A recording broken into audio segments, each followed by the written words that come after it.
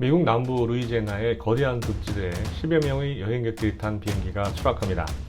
추락의 충격으로 한 명이 죽고 나머지 사람들은 가벼운 부상을 입고 탈출에 성공하지만 주변에는 이들을 노리는 악어떼들이 숨어 있었습니다.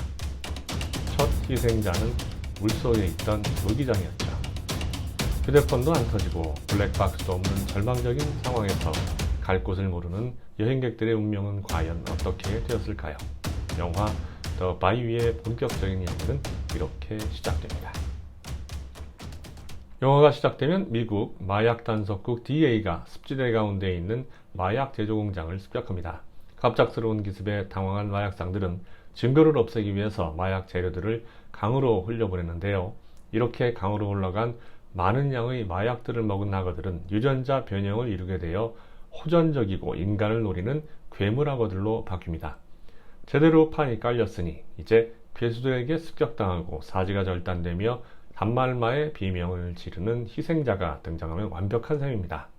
구성을 분석해보면 다른 B급 괴수 영화와 다를 게 없는 평범한 영화인데 로튼토마토 평가가 72%라는 기반은 도대체 어디에서 나온 걸까요? 주인공 카일과 세 친구들은 편의점 강도에게 살해당한 카일 오빠의 유골을 뿌리기 위해서 함께 여행을 떠납니다. 그런데 아무리 친해도 그렇지 친구 오빠의 유골을 뿌리기 위해서 차를 타고 비행기 타는 먼 길을 간다고요. 더구나 카일이 비행기를 무서워한다는 사실을 알면서도 말이죠. 딱 봐도 여행을 주도한 말리카가 카일에게 아주 안 좋은 감정을 가지고 있다는 게 보입니다. 여기에 더해서 비행기 조종사 프랭크의 캐릭터 설정이 너무 빤합니다. 술에 취해 해롱되고 비행장에서는 금지되어 있는 담배를 마구 피우는 등 출발하기도 전에 비행기가 고장날 거야 라고 대놓고 불행을 예고합니다. 역시나 예상대로 비행기는 알맞게 고장이 나면서 습지대에 불시착합니다. 경비행기가 추락한다는 설정은 인물들을 습지대에 고립시키기 위한 장치로 이해할 수는 있지만 그 과정이 너무 속보이네요.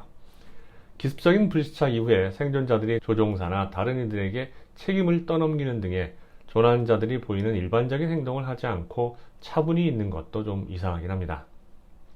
추락 후 물속에 멍하니 서 있던 부기장을 잡아먹기 위해서 악어가 모습을 드러냅니다. 사실 이 영화를 선택한 관객들이 가장 기대했던 장면이겠죠. 제작진들은 관객들의 간담을 서늘하게 만드는 무시무시한 괴물 악어를 보여주고 싶겠지만 현실은 정반대였습니다. 이 장면 이후 계속 등장하는 악어들은 관객들의 기대와 달리 공포가 아닌 웃음을 선사할 정도로 재미있는 모습을 선사합니다. CG의 문제도 있고 연출자의 역량 문제도 있어 보이네요. 여행객들은 추적해오는 악어떼들을 피해 도망치는 과정에서 하나둘 잡아먹힙니다. 그 과정에서 예기치 않은 웃음을 선사하는 건 보너스죠. 그나마 악어들이 등장할 때마다 긴장감을 불고시키는 그만큼은 충분히 그 역할을 수행해줍니다. 호러 영화에서 등장인물들이 예상하지 못한 행동을 하는 것은 일종의 장르적 관습인데요. 하지만 이 영화의 등장인물들과 악어들은 그 선을 넘어서는군요. 일행 중 악어에게 발을 물려서 제대로 걷지 못하는 조이는 뗏목을 타고 강을 건너면서 악어들이 추적해오자 갑자기 물속으로 뛰어듭니다. 악어들에게 자신의 몸을 먹이로 제공해서 일행을 살리겠다는 의도지만 정상적인 사람이라면 말도 안 되는 행동이죠. 괴물 악어에게 알을 건네며 달래려는 모습을 하는 앨리스 역시도 이해하기 어렵습니다.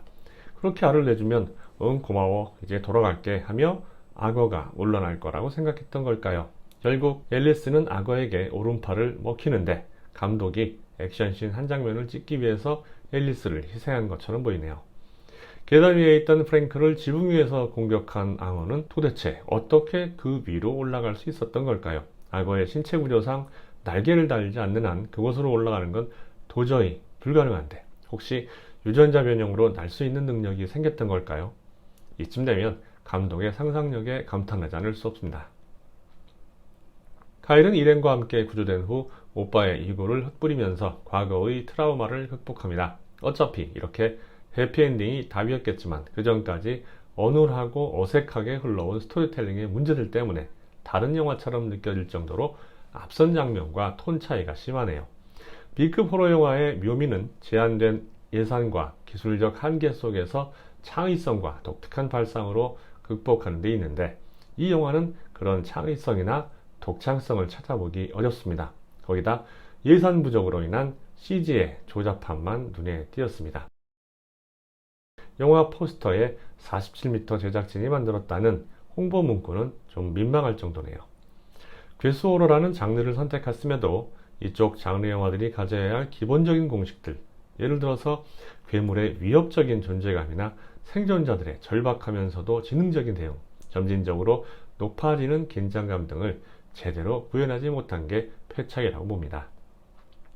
이 작품은 평이한 설정이지만 루이지애나의 광대한 습지대라는 흥미로운 배경과 유전자로 변이된 괴물악어라는 주연을 가지고 있었음에도 스토리텔링과 기술적 구현의 한계로 관객들의 기대를 충족시키지 못했습니다.